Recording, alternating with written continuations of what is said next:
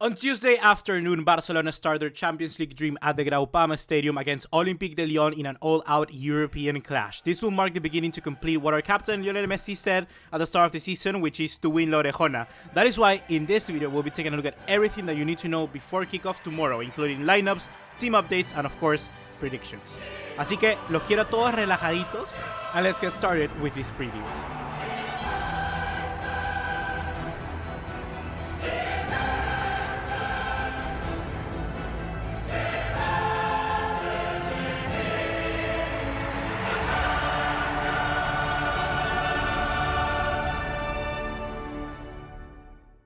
What's going on, guys? ¿Cómo están? Boys here, and welcome back to the very first of our two Champions League match previews against Olympique de Lyon in the round of 16.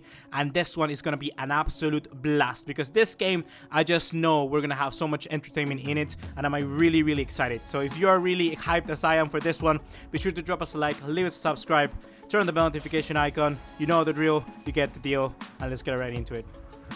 So before dwelling too deep into tomorrow's match, I want to give you a brief history of the previous games that we've played against Lyon. Well, in the last 6 games Barca has played against them, the Blaugranas have never lost, winning 4 out of those 6 games and drawing the rest. However, it's been a decade since we've last met, and this Lyon team has improved massively over the years. So do not expect the same results as we did in the past, yet expect that we're going to have to work very hard if we want to get anything out of that game tomorrow.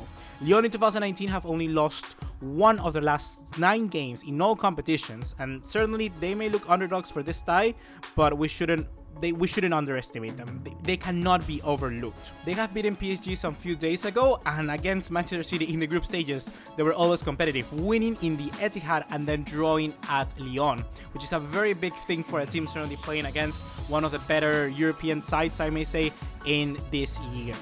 Having said this, I think it's safe to say that Genesio's side is one which is very competitive, and something which I believe can really expose Barcelona the way they have been playing in the last few games against Real Valladolid, be it Real Madrid, or against Valencia and Bilbao. This is something that really we have to change for this game. And I see so many people, which is not bad because every single opinion is right. But just like you guys, I don't try to be this source of information that you gotta believe and agree with what I say, because at the end of the day, I'm just one of you guys as well. I just give my opinion. This is what I believe. I believe that I see people that, for instance, say, oh, we play bad in La Liga, but that doesn't mean that we can play good in the UCL. I agree. I totally agree, because we can see in evidence like Real Madrid play horrible in, let's say, horrible in La Liga, and they win the Champions League 3 times in a row. That can happen. You know, the league form doesn't have to translate directly into UCL. But something that I do want to emphasize is that Barcelona shouldn't be trying to just focus on one single competition. For me, Barcelona, the reason why I basically like this club is because we've always had the mentality of going for absolutely everything, for trying to be the best out there, not just be like the rest. And that is something that I really want to stress out here in my channel, because I want Barcelona to go for La Liga, to go for La Copa Rey, and go for the UCL, go for every single competition. I don't know about you, but I believe that Barcelona have the ability, and they have shown it in the past as well. They have shown the ability of being a team that can go out in La Liga, win, go to UCL, win, go to La Copa Rey, win. We've done that. We are the only team in the entirety of Europe who have won 2 trebles, and if we want to win yet our 3rd treble this season, we must improve the way we are playing. The attitude in this team is not good enough. And why I'm saying that we shouldn't blame Valverde is because he obviously has a blame in not being able to motivate the players and selecting the squad correctly. But the players, you cannot tell a guy to motivate a person, you know? The person itself, the player itself, have to be motivated. It's not up to a teacher to motivate the students. If the student doesn't want to go study, then the student is never going to get 20s or A's. He's never going to get the best grade possible because the student just doesn't want to be there. And that's the thing. Our players should also take the blame in that thing. Our players should also be motivated to play these kind of games. And right now I just see a Barcelona squad which is motivated to play those games against big oppositions in the Champions League. So I'm expecting a very good performance from Barcelona here, but I'm stressing that we should translate this to all our competitions. So I don't know how hard it can be, but we've done it before. So now moving on into team updates and what can we expect from Barcelona setting up for this game? Well, certainly we must have a playmaker midfielder in that position because as we know, Arthur is not gonna be there.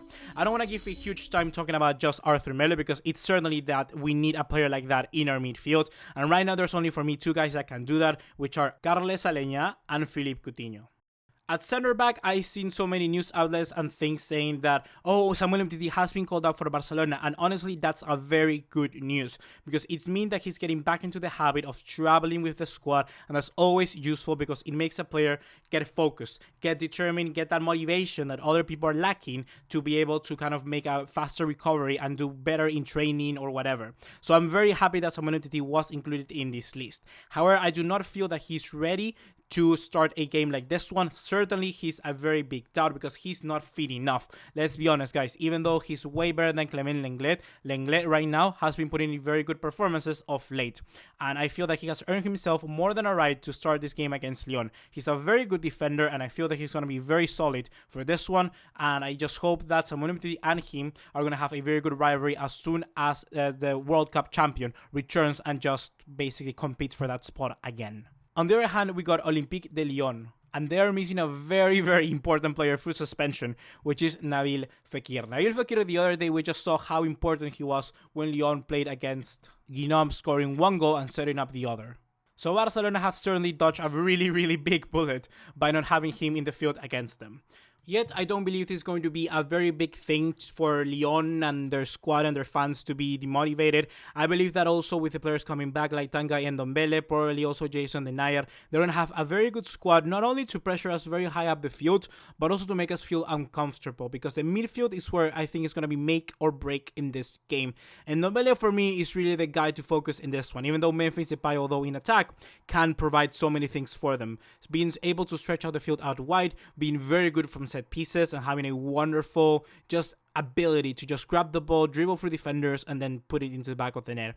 And oh well, that leads me perfectly into my potential 11s for both two teams. So in the case of Lyon, I think they're going to go with Anthony Lopez in goalkeeper position. For the right, they're going to go with Dubois and Marcelo with Jason Denayer if he's fit. If not, Morel will most probably play in his position. Then for the left, I'm going to go with Mendy, which I just want to see more of him. I saw him playing against Manchester City, but we just need to see more of him if he's actually the quality for being a possible future left back at Barcelona. In the midfield, I'm going to go with Lucas Toussaint, Aurar, and also Tanguy and Ndombele. And well, up top, Memphis Depay, Moussa Dembélé, and Bertrand Traoré.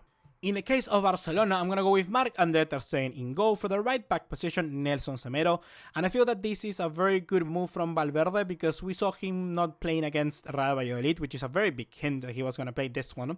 And I also feel that it's very good and very smart because Semedo will be just a much better matchup against Depay. Ser Roberto, with his lack of positional sense and lack of pace, we're just going to get devoured. The two center backs are going to be Clement Lenglet and Gerard Piqué, and the left back, of course, is going to be Jordi Alba. In front of him, we're going to see probably Sergio Busquets, and then Rakitic, similarly to Nelson Semedo, because he was rested against Real Valladolid.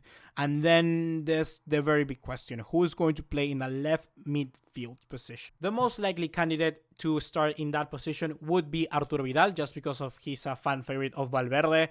However, I would really like to see Carles Aleñá, just because of the similarity he has to Arthur Melo or Philippe Coutinho. Philippe Coutinho, for me, he just needs to play in that position for finally, like, if he ever gets sold and he has not played at least 3, 4, 5 games in a row as a left center of midfield, I'm going to lose my mind. Because that's why we brought him here. That's what Bartomeu said. That's what Valverde said at the start. That's what Coutinho was thinking. And now he turns out to be the left winger that we always been waiting for. No, that's not what we brought him in. Coutinho was going to be the replacement for Iniesta, and Dembélé was going to be the replacement for Neymar. Not two replacements for Neymar. You get me? So Valverde, just put him in his position, please. And what better stage to redeem himself than the Champions League? And well, then up top, I'm going to go with Ousmane Dembélé, Luis Suarez, and Lionel Messi. And well, prediction time has come. Prediction time. What's going to happen in this game? 1. If Barcelona play like we played against Real Valladolid, we're going to get smashed. but 2, if we play good and we play like we've been doing in the Champions League, which is the very saddest thing of all of this. Really, it's really sad that one day we can turn off and the other we can really turn on. That's not good enough in my eyes, but that's just how we are playing right now. And I'm mad because this is not the way we should do it, but I understand why it's going on. It's going on because the cycle is ending, like I'm saying time and time again. The cycle is ending and it's normal to see this. But if Messi and the squad believe that we can win the Champions League, I'm all with them. Barcelona can get a result in Lyon, probably a 2-1 win. And if not, a 1-1, a 2-1, which is not out of the ordinary for Barcelona in these last few games, could also happen. And there are not bad results either in the Champions League. So my prediction is a 2-1 victory for Barcelona in Lyon, which is a great result, very similar to what Real Madrid did against, well, exactly the same of what they did against Ajax. And I think that would be good enough for us to keep a very good lead, take it back to the Camp Nou, and then we can just blow them out of the water. That's what I want to see. So hopefully guys you have enjoyed this video, and most importantly hopefully you understand what I meant in my last video. Barcelona cannot be playing like we did against Valladolid. We cannot accept this. And just seeing some people being very comfortable with what we saw because, oh, we can't play like this in La Liga but then go and play better in the UCL, that's not good enough in my eyes. That's my opinion. But everybody is safe to their opinion. And some people actually believe that I really believe that we are not gonna win anything. Are you kidding me? We're like 9 points in front of freaking Real Madrid. Of course we're gonna do this. But it's just the point of the way that we show it on our field. It's really the way that we perceive ourselves and the way that we act. That's the most important thing. And at the end of the day, really, you don't have to take me that seriously. Because you just gotta understand, I'm a guy that do this for hobby. I don't do it for living. I don't do it because I want to be more famous or anything. I just do it because I like this club, and my vision is not for tomorrow. My vision is for what's going to happen in 10 years, because I want to be here for the long run, and I want to be here being 50 years old, talking to my grandchilds and saying that I followed the best team in the world, and that is being Barcelona. And by the way, you guys that I see you in the comments down below, it's not written Vasca Barça, it's written freaking Visca Barça. See you in the next one. Take care. Ciao.